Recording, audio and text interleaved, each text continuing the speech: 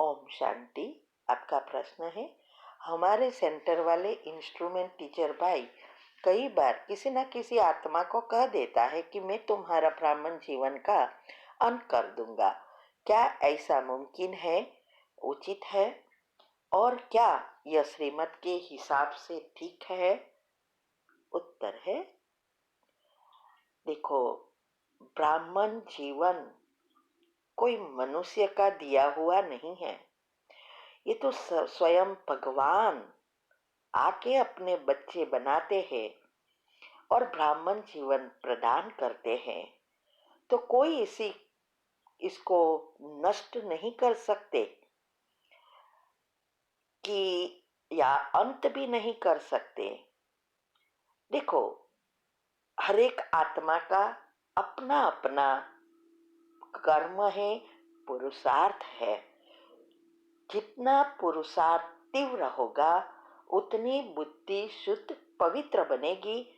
तब हम सही डिसीजन या सही बोल निकाल सकेंगे, क्योंकि सातवें चक्र के लेयर जब तक पॉजिटिव नहीं बनता तब तक हमारा देह अभिमान बढ़ता ही जाता है।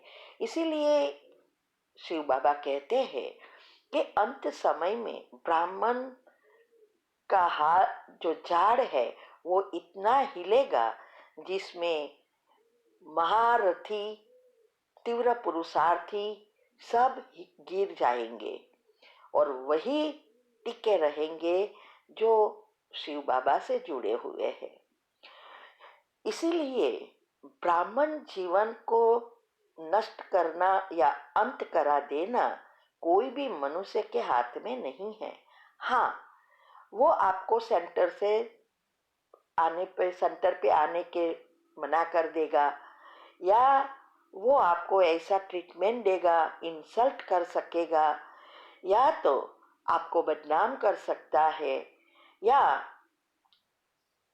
कोई ना कोई रीति से आपको हैरान कर सकता है। वो सब स्थूल है, लेकिन वो आपके पुरुषार्थ में कभी भी दखलबाजी नहीं कर सकता। वो हमारे ऊपर है।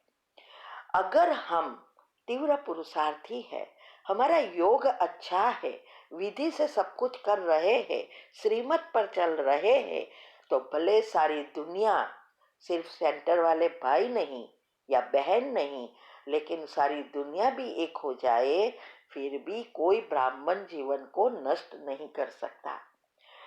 इसीलिए हमारा पुरुषार्थ ऐसा होना चाहिए कि जो श्रीमद् बाबा देते हैं, देखते हुए नहीं देखना, सुनते हुए नहीं सुनना, और निरंतर योगी जो मैंने विधि बताई है, अगर वो विधि आप फॉलो करेंगे तो ये ऐसी अवस्था बन जाएगी, कोई कितना भी बोले हमें कोई असर नहीं होगी। इसीलिए इसका अंत करना सिर्फ हमारे हाथ में ही है। अंत करने का अर्थ यही है कि ब्राह्मण जीवन को छोड़ देना, और छोड़ खुद ही सकता है, बना खुद ही छोड़ सकता है और कोई छुड़ा नहीं सकता। लेकिन अगर हमारा पुरुषार्थ ढीला पोचा है तो हम इस बातों में आ जाते हैं। तो कभी भी ये मुमकिन है ही नहीं कि कोई किसी को बाबा से छुड़वा सके। ये तो मन बुद्धि का तार है। तो इसीलिए हमें अपने पुरुषार्थ पर ध्यान देना है। आर्थिक ग्रुप का रोज करो। और दूसरा, आपने जो पूछा कि क्या श्रीमत के हिसाब से ठीक है, बिल्कुल ठीक नहीं है। ये तो श्रीमत के विरुद्ध है। आजकल जो भी सब कर रहे हैं वो जो भी दुनियावी चीजों से अभी नितेज नहीं है, वो ऐसा सब कुछ करेंगे। तो श्रीमत थोड़ी ऐसा कहती है कि आप उस बाबा को छोड़ दो या किसी का इंसल्ट करो। बाबा तो कहते हैं आत्मा अभिमानी बनो। तो जो भी निमित्त बनते हैं, अगर ऐसा व्यवहार करते हैं तो उसका तो कड़े से कड़ा हिसाब बनता है। बाबा कहते हैं ना, धर्मराजपुरी में जाना पड़ेगा। तो धर्मराजपुरी में कौन किसको सजा मिलेगी? जैसे ऐसे जो भी डिसर्विस करते हैं, इसको कड़े से कड़ी, इसमें भी कई बार मुरली में आता है कि अगर सरेंडर होकर पैसों का मिसयूज किया या पुरुषार्थ में अच्छा सॉरी पर अच्छे पुरुषार्थ नहीं होने के कारण या माया में फंसे रहने के कारण हमारे संस्कार, हमारे अवगुण दिखाई दे, वो तो सबसे बड़ी डिसर्विस है। इवन ऐसा भी कहते हैं कि पैसे का भी गलत उपयोग किया, उसका तो बहुत भारी दंड है। गृहस्थी का भी है, लेकिन गृहस्थी से ज्यादा सरेंडर का है। तो ऐसी कोई श्रीमत नहीं है कि ऐसा कटु वचन बोल सके या अवगुणों को प्रदर्शित करे। बाबा ऐसा कभी नहीं कहता है। इसीलिए हमें बस अपने पुरुषार्थ पे ध्यान देना है और ऐसी अवस्था बनानी है कि जिससे हमें ऐसी कोई चीजों का चिंतन ना चले। देखो, जब तक हम इस बातों के चिंतन में नहीं पड़ते या उससे भावनात्मक नहीं बनते, तब तक हम उसके कर्म से नहीं जुड़ते। लेकिन उस बातों का हम अगर चिंतन करते रहते हैं, मन में चलाते रहते हैं, तो हम भी इस पाप कर्म में जुड़ जाते हैं। इसीलिए हरेक का अपना अपना कर्म है और अपना पुरुषार्थ है।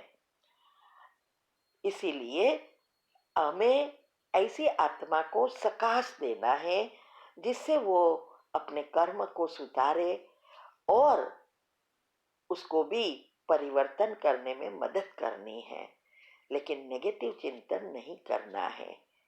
ठीक है? ओम शांति। ओम शांति। आपका प्रश्न है, आज मुरली में आया कि जब तक बच्चे लायक न बने तब तक विनाश नहीं होगा।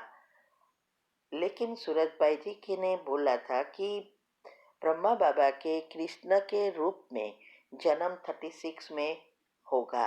तो ये दोनों चीज को कैसे लिंक करें, डिटेल में समझना है। उत्तर है, देखो, पहले तो मैंने ये 36 में जन्म होने वाला आपने बोला, इसके बारे में बहुत सारे प्रश्न भी आए थे और मैंने श्री कृष्ण के जन्म के लिए बहुत सारी वीडियो भी रखी है। एक तो कैसे जन्म और विनाश होगा और क्या 36 में विनाश होगा, ये भी मैंने रखा है। वो वीडियो आप अच्छी रीति सुनो और समझो, क्योंकि विनाश की डेट तो फिक्स है नहीं। दूसरा, ऐसा नहीं है कि 36 में ही होगा, नेक्स्ट ईयर भी हो सके, इस साल भी हो सकता है। तो हमें ये राह नहीं देखनी है कि विनाश कब होगा। हमें अपने आप को एवर रेडी बनकर तैयार रहना है। अभी बात रही बच्चे लायक बनने की, तो कौन से बच्चे लायक बनेंगे? ऐसा नहीं कि हम तैयार नहीं हुए तो विनाश होगा ही नहीं। नहीं, देखो, 33 करोड़ देवी देवताएं हैं और 33 करोड़ देवी देवताएं तो तैयार तो नहीं होने हैं, बच्चे तो बनेंगे, लेकिन तैयार तो वही होंगे ना, 9 लाख।